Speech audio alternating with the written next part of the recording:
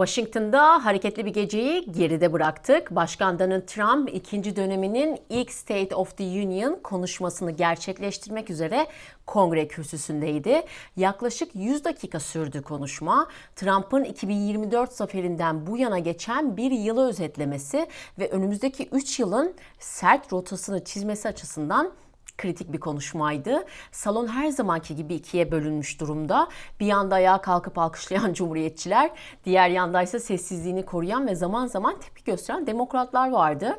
Başkan konuşmasına doğrudan Amerika'nın altın çağı vurgusuyla başlayarak geçen bir yılın kimsenin hayal edemeyeceği kadar büyük bir dönüşüm olduğunu iddia etti. Konuşmanın kalbi ekonomiydi.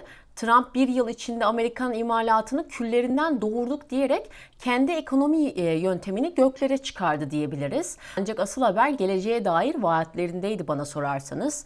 Başkan hem kurumlar vergisi hem de orta sınıf için yeni bir devasa vergi indirimi paketinin yolda olduğunu müjdesini verdi. 2026 vergi reformu adını verdiği bu planla sermayeyi tamamen Amerika'da tutmayı hedefliyor. Tabii bu planın bir diğer ayağı da gümrük vergileri. İthal ürünlere, özellikle ticaret dengesinin bozuk olduğu ülkelere karşı uygulanacak yeni tarifelerle Amerikan işçisini koruma sözü verdi. Demokratlarsa bu politikanın enflasyonu tetikleyeceğini savunarak salonun sol tarafında tepki seslerini yükseltmesine sebep oldu.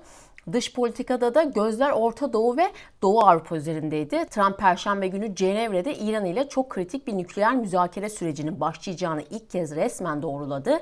Ancak bu bir barış güvercini uçurma seansı gibi gelmedi bana. Trump'ın tonu oldukça sertti. Diplomasi masada ama ordumuz tetikte, her türlü askeri seçeneğimiz de hazır bekliyor dedi. Ukrayna konusunda ise Amerikan liderliğinde kalıcı bir barışın sağlanması gerektiğini yineledi.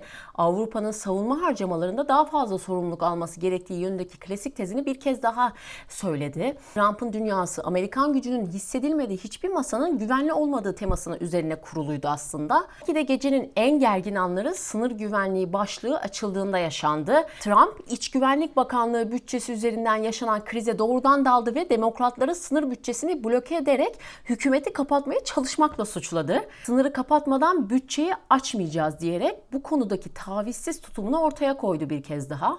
Ayrıca oy kullanırken vatandaşlık kanıtı ve fotoğraflı kimlik zorunluluğunu getiren Safe America Act yasasını derhal geçirilmesi için Kongre'ye çağrıda bulundu. Bu bölüm 2026 ara seçimleri öncesi tabanına verdiği en güçlü mesajdı açıkçası. Trump eğitim ve toplumsal politikalarda da sert bir yol çizdi konuşmasında. Federal hükümetin ırk ve cinsiyet mühendisliği yapma döneminin bittiğini, liyakat esaslı bir sistemin geri geleceğini söyledi. Bunlarda woke kültürüne karşı mücadele edileceğini belirterek ebeveyn haklarını savunma sözü verdi. Hükümet verimliliği departmanı aracılığıyla bürokrasiyi nasıl buladıklarını anlatırken federal harcamalardaki savurganlığı bitireceklerini iddia etti Trump. Özel bir an vardı konuşmada. Gecenin en duygusal ve birleştirici anlarından biriydi diyebilirim. Trump'ın Amerika erkek olimpiyat hokey takımını anons etmesiydi. Takımı ve kaleci Connor Hellebuck'ı selamlayan başkan ona başkanlık özgürlük madalyası vereceğini duyurdu bizzat. Şöyle bir özetlemek gerekirse 100 dakikalık bu maraton sadece bir yıllık icraatın raporu değil aslında. Aynı zamanda 2026 ara seçimlerinin de startı gibi okuyabiliriz. Trump ekonomi, sınır güvenliği ve güçlü dış politika sayacakları üzerinden kurulu bir Amerikan portresi çizdi konuşmasında. Muhalefet ise bu konuşmayı kutuplaştırıcı ve otoriter bir vizyon olarak nitelendirdi. Ancak sokaktaki vatandaş için mesaj netti. Trump kendi tabanına vites küçültmüyorum, aksine daha da hızlanıyorum mesajını verdi bence. Washington'daki bu güç savaşı önümüzdeki aylarda bütçe görüşmeleri ve dış politika krizleriyle daha da ısınabilir.